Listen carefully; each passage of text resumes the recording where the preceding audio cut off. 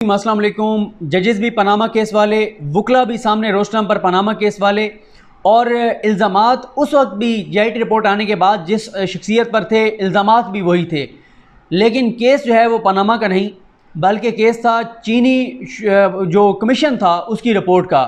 और court room भी 3 या 4 नहीं, कोर्ट रूम नंबर भी 1 था, बस ये फ़र्क था, बाकी पूरा वही माहौल था। पनामा केस भी जब 5 जजेस सुन रहे थे तो आसिफ सैयद खोसा साहब जो कि हेड कर रहे थे बेंच को, उनके राइट साइड पर जस्टिस गुलजार साहब बैठे होते थे और उनके उसके बाद राइट साइड पर उनके बाद इजाज़ुल हसन साहब बैठे होते थे। आज भी वही सूरत हाल थी, यानी उस वक्त भी इजाज़ुल हसन साहब राइट पे थे और उनके लेफ़्ट साइड पे जस्टिस गुलजार साहब थे। आज भी वही सूरत हाल थी, इजाज़ुल हसन साहब लेफ़्ट पर थे, राइट साइड पर गुलजार साहब थे।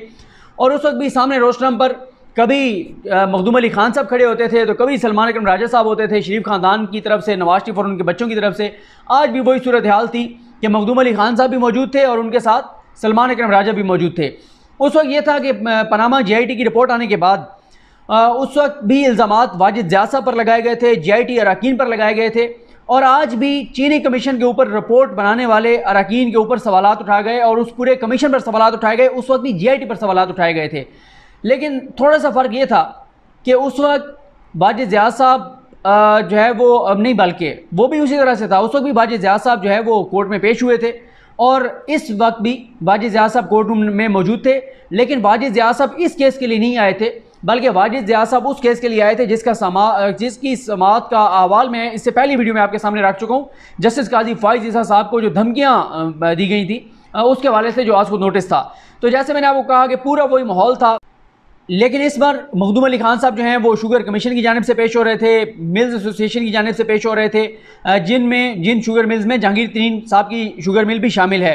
और ये भी मैं आपको बता दूं, उस वक्त ज़ाहिर है वो जहांगीर तरीन साहब के ख़िलाफ़ केस लड़ रहे थे। आज वो जहांगीर तरीन साहब समेत शुगर मालकान का जो है वो केस लड़ रहे थे। आज जब केस की समाअत का आगाज़ हुआ तो ये पहला केस था।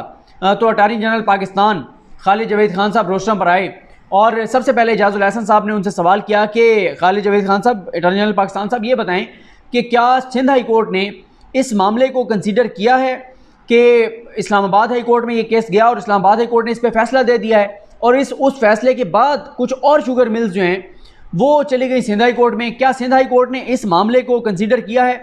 तो अटॉर्नी जनरल पाकिस्तान ने कहा कि ये मामला इस सिंध हाई कोर्ट के नोटिस में तो था, लेकिन ऑर्डर में उसका बिल्कुल भी जिक्र नहीं किया गया। उसके बाद खालिद जावेद खान साहब ने बताया अदालत को बड़ी तफसील के साथ कि चीनी की कीमतों में इजाफा हुआ, यह मामला सामने आया, हुकूमत ने उसके ऊपर एक कमीशन बनाया, उसके बाद उसकी रिपोर्ट आई, फिर उसके बाद उसका फोरेंसिक हुआ, उसके बाद ये मामला जो है वो ARU के ज़रिए गया, लेकिन इस्लामाबाद हाई कोर्ट में हमने ये कहा कि हम ये मामला दोबारा काबीना को भेजेंगे, काबीना दोबारा इसको कंसीडर करेगी। काबीना के पास दोबारा गया, काबीना ने कंसीडर किया और ये भी कहा अटॉर्नी जनरल पाकिस्तान ने कि मैंने काबीना से ये कहा कि आप जो FBR है, SCCP है, FIA है, NAB है, जो स्टेट बैंक है, जितने भी इदारे हैं, आप उनको डायरेक्शन ना दें, आप उनको रिपोर्ट भेज दें और ये कहकर भेज दें कि वो इसको माइंड अप्लाई करके और देख लें। तो उन्होंने कहा बिल्कुल वही हुआ कि काबीना ने भेज दिया है और वो उसके बाद अपना माइंड अप्लाई करके देखकर और आगे कार्रवाई करेंगे। और जो मैंने इंट्रो में जो बातें कही थी, मैं ये भी आपको बता दूं कि वहाँ पे भी ये मसला था कि रेगुलेटर काम नहीं कर रहे थे, यहाँ पे भी वही मसला है कि रेगुलेटर काम नहीं कर रहे थे। यानी जो रेगुलेटर थे, जो इदारे थे जिन्होंने रेगुलेट करना होता है, वो वहाँ पे भी काम नहीं कर रहे थे, यहाँ पे भी काम नहीं कर रहे थे। वहाँ पे भी इसलिए JIT बनाई गई, यहाँ पे भी इसलिए कमीशन जो है वो तश्कील दिया गया। उसके बाद अटॉर्नी जनरल पाकिस्तान ने कहा, उन्होंने कहा कि अगर ये इसी तरह से चलता रहा कि हम इंटरिम ऑर्डर के ख़िलाफ़ अमूमन अदालत केस नहीं सुनती सुप्रीम कोर्ट, क्योंकि अभी यह बुरी ऑर्डर है, लेकिन हम इसलिए इंटरिम ऑर्डर के ख़िलाफ़ आ गए हैं क्यों कुछ उन्होंने कहा मैं मिसालें भी आपको दे दूंगा कि जो है किस तरह के हालात में सुप्रीम कोर्ट जो है वो इंटरिम ऑर्डर के ख़िलाफ़ भी जो है वो समाअत कर लेती है। लेकिन उन्होंने कहा कि मैं इसलिए यहाँ पर आया हूँ कि अगर आज हम सिंध हाई कोर्ट को मुतमईन कर देंगे, सिंध हाई कोर्ट से फ़ैसला आने के बाद ये लाहौर हाई कोर्ट में चले जाएंगे, लाहौर हाई कोर्ट से बाद ये पेशावर हाई कोर्ट में चले जाएंगे, पेशावर हाई कोर्ट के बाद ये बलूचिस्तान हाई कोर्ट में चले जाएंगे। इस तरह से तो ये मामला चलता रहेगा। और फिर इजाज़ुल हसन साहब ने कहा, उन्होंने कहा कि उन्होंने आगे बढ़ाई उनकी बात, जो अटॉर्नी जनरल पाकिस्तान की बात थी। उन्होंने कहा कि ये एक फैक्ट फाइंडिंग रिपोर्ट है और उस रिपोर्ट की बुनियाद पर काबीना ने मामला मुतलका इदारों को भेज दिया है। अब मुतलका इदारे देखेंगे, जो कार्रवाई बनती होगी वो हो जाएगी। तो ये तकरीबन अभी 7 मिनट ये केस चला था कि चीफ जस्टिस पाकिस्तान ने कहा जी लिखें, ऑर्डर लिखें। इस दौरान जो है मखदूम अली खान साहब रोस्टर पर आ गए। मखदूम अली खान साहब ने रोस्टर पर आकर कहा कि जी मैं कुछ पॉइंट्स आपके सामने रखना चाहता हूँ, लेकिन उनसे पहले ही सवाल पूछा एजाजुल एहसन साहब ने। उन्होंने कहा कि मुझे ये बताएं कि इस रिपोर्ट में क्या आपके खिलाफ कोई, इस रिपोर्ट की बुनियाद पर क्या आपके खिलाफ कोई एक्शन हुआ है? उन्होंने कहा जी एक्शन नहीं हुआ, लेकिन मैं आपके सामने रखना चाहता हूँ। उन्होंने अपने पॉइंट सामने रखे। उन्होंने कहा जी पहली बात तो यह है कि कानून के मुताबिक ये कमीशन नहीं बना, गजट नोटिफिकेशन होता है जो कि नहीं हुआ। उन्होंने कहा फिर उसके बाद उन्होंने कहा कि प्रॉपर जो है वो सुना नहीं गया जिन लोगों के ख़िलाफ़ चीज़ें इस रिपोर्ट में आई हैं। और तीसरा उनका कुछ और भी पॉइंट्स थे जो आगे चल के आपको बताता हूँ। लेकिन अदालत ने उनसे यही कहा कि आप ये बता दें कि क्या आपके खिलाफ इस कमीशन की रिपोर्ट के बाद कोई एक्शन हुआ है? उन्होंने कहा नहीं हुआ। तो उन्होंने कहा कि अगर एक्शन नहीं हुआ तो फिर आपको इससे क्या मसला है? एक रिपोर्ट आई है, वो रिपोर्ट मुतलका इदारों के पास जाएगी, मुतलका इदारे इसको देखेंगे और आपको शो कॉज नोटिस जारी किया जाएगा। और अगर उन्होंने कहा अगर आपको नहीं सुना जाता, अगर आपको सुने बगैर कोई आपके खिलाफ ऑर्डर पास किया जाता है, फिर हम आपके साथ होंगे, फिर बिल्कुल आपकी बात बजा होगी। लेकिन अभी कोई ऐसी बात नहीं है।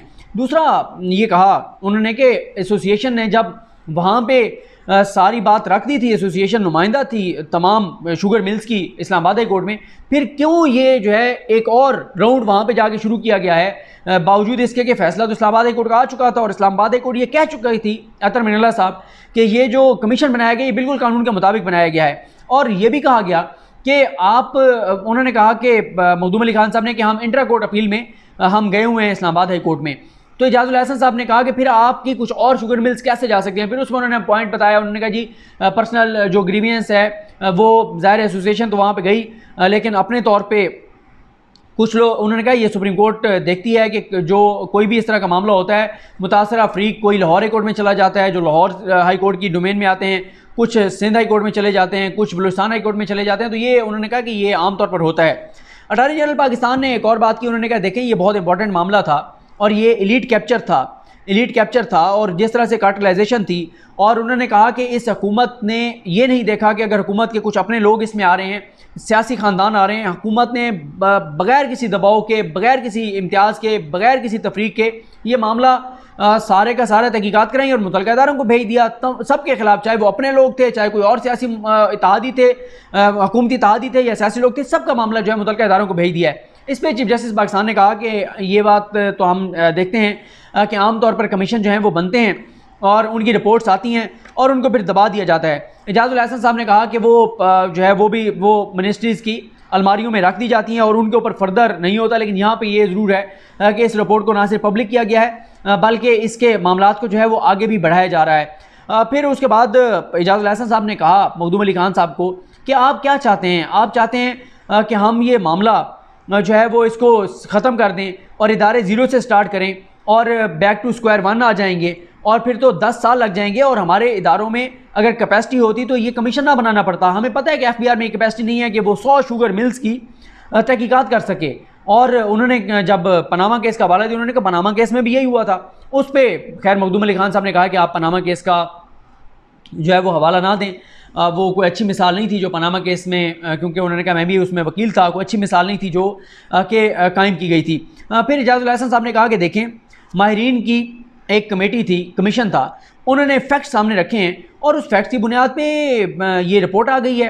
आपके खिलाफ इसमें कोई एक्शन नहीं लिया गया। उन्होंने मखदूम अली खान साहब को ये भी कहा कि आप ये बताएं कि जब ये कमीशन बना था उस वक्त कमीशन के मेंबरान के नाम सामने आ गए थे, मीडिया पे ये सारी बात आ रही थी, आपने उस वक्त इसको चैलेंज क्यों नहीं किया? उस वक्त आपने इसको चैलेंज क्यों किया है जब आपकी रिपोर्ट आ गई है? पहले आपको ये शायद था, उन्होंने कहा नहीं है, लेकिन वो पूछना ये चाह रहे थे कि शायद आपको पहले था कि कुछ आपके खिलाफ नहीं निकलेगा। जब आपने देखा कि आपके खिलाफ बहुत कुछ आ गया, अब आपने उस कमीशन की रिपोर्ट को जो है वो चैलेंज कर दिया है।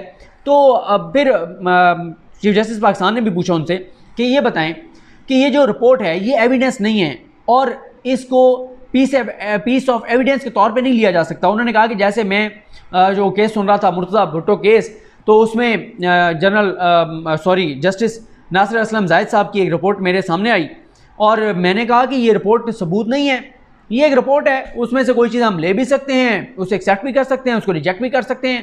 तो उस रिपोर्ट में, और फिर एक और बात बहुत इंपॉर्टेंट की चीफ जस्टिस पाकिस्तान ने, उन्होंने कहा कि अगर हम आप कहते हैं कि इस रिपोर्ट को हम कलअदम करार दे दें, हम इसको कलअदम करार दे भी दें, तो ये सारी चीज़ें मौजूद रहेंगी इदारों के पास और इदारे इन्हीं की बुनियाद पर ये भी कह सकते हैं कि हमारे कुछ सोर्सेज से नॉलेज में आई है ये चीज़, आपको शोकॉज नोटिस जारी करें, आप इसका जवाब दें, तो ये फिर भी रिपोर्ट मौजूद रहेगी, ये रिपोर्ट कहीं नहीं जाएगी। अगर हम इसको कलअदम करार दे भी दें तो आप जो चाह रहे हैं वो मसला आपका हल नहीं होगा।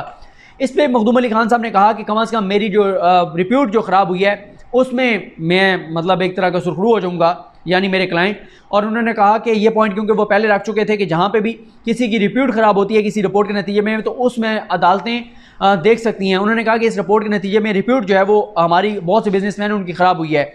उन्होंने अटॉर्नी जनरल पाकिस्तान ने कहा कि देखें जी, जहाँ तक रिप्यूट की बात है, ये जाएँ डैमेजेस क्लेम करें, जाएँ ये अगर इनके खिलाफ कुछ है तो जाएँ मुतल्लिका फोरम पे इसको चैलेंज करें कि हमारी साख मुतासिर हुई है। और दूसरी बात उन्होंने कहा कि मैंने काबीना के सामने ये मामला रखा और मैंने काबीना को कहा कि इस मामले के ऊपर कोई भी वजीर प्रेस कॉन्फ्रेंस ना करे, मीडिया में बात ना की जाए, मीडिया ट्रायल ना किया जाए, और ये मामला कानून के मुताबिक चलना चाहिए, मीडिया ट्रायल नहीं होना चाहिए। इजाज़ुल एहसन साहब ने कहा कि आप हमारे से आप चाहते हैं कि हम इस सब को क्वैश कर दें, हम इसके ऊपर गैग ऑर्डर दे दें और मामला बिल्कुल हम ख़त्म कर दें, तो ये हम जो है वो नहीं कर सकते।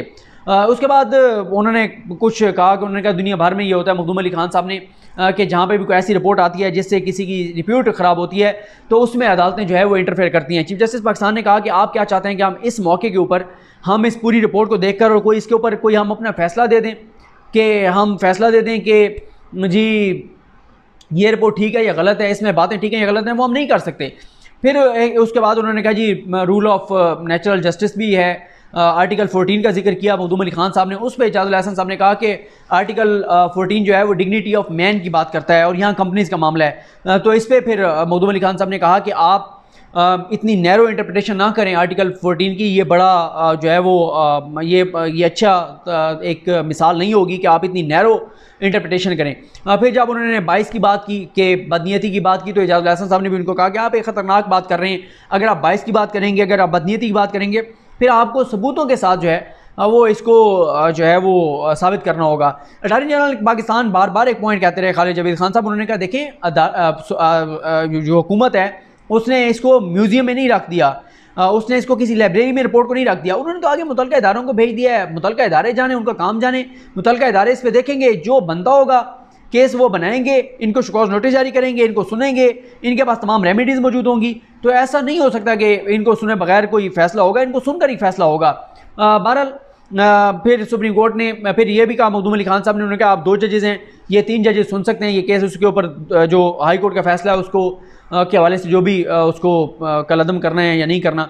इसलिए फिर अदालत ने जो है अब इस मामले को जो है वो 14 जुलाई तक, मेरा ख्याल है 14 या 15 जुलाई तक इसको जो है वो मुलतवी किया है। और लेकिन इसमें एक इंपॉर्टेंट बात मैं आपको ये ज़रूर बता दूँ, ये तकरीबन 1 घंटे की समाअत थी और 14 जुलाई तक एक घंटे की समाअत थी। इसमें मैं आपको एक और इम्पॉर्टेंट बात ये बता दूँ कि जो इसका ऑपरेशन रोका गया है कि आप तहकीकात रोक दें, वो सिर्फ उन 13-14 शुगर मिल्स के ख़िलाफ़ है जो sugar mills Sindh high court में पार्टी थी। बाकी के ख़िलाफ़ तहकीकात जारी रहेंगी, बाकी 100 हैं जितनी भी हैं उनके खिलाफ रहेगी। जो सिंध हाई कोर्ट में पिटिशनर थी उनके खिलाफ रोक दिया गया है, बाकी मामला जो है वो बरकरार रहेगा। ये उस अहम समाअत का अहवाल था जो मैंने आपके सामने रखा है। और अगली समाअत पे ये जो कुछ चैनल्स पे ऐसे तासुर दिया गया कि अदालत ने बिल्कुल ही जो है वो हुकूमत की बात कोई मुस्तरद है इस सेंस में कर दिया है कि अदालत ने शायद हुकूमत के ख़िलाफ़ ही कोई फ़ैसला दे दिया है। अदालत ने कहा कि हम इस समाअत पे अगर हुकूमत की बात मान लेते हैं कि हम एक्शन बहाल कर देते हैं, फिर तो केस ही हल हो जाएगा, ख़त्म हो जाएगा। तो अगली 3 जजेस जब बैठेंगे तो वो इसको सुन के और इसके ऊपर फैसला करेंगे। लेकिन अदालत जो है वो अटॉर्नी जनरल पाकिस्तान खालिद जवेद खान साहब के दलाइल से काफ़ी जो है मुतमईन नज़र आई है और मुझे नहीं लगता कि शुगर मिल्स को कुछ हासिल वसूल इससे होगा। अदालत जो है वो भी यही कह रही है कि ये फैक्ट फाइंडिंग रिपोर्ट है और इसके ऊपर आगे मुतल्लिका इदारों ने कार्रवाई करनी है और एविडेंस की बुनियाद पर करनी है। और ये रिपोर्ट जो है वो कुछ बुनियाद तो फ्राहम कर सकती है, मालूमात तो फ्राहम कर सकती है, लेकिन ये सबूत नहीं है। उसके लिए प्रॉपर जो तरीक़ाकार है सबूत का वो उसमें से गुजार के ही किसी चीज़ को सबूत के तौर पर एक्सेप्ट किया जा सकता है। नेक्स्ट हेयरिंग पे आपको इससे आगाह करेंगे। मुझे अपनी दुआ में याद रखें। अल्लाह करीम हम सब का हामी नासरो। अल्लाह हाफ़िज़।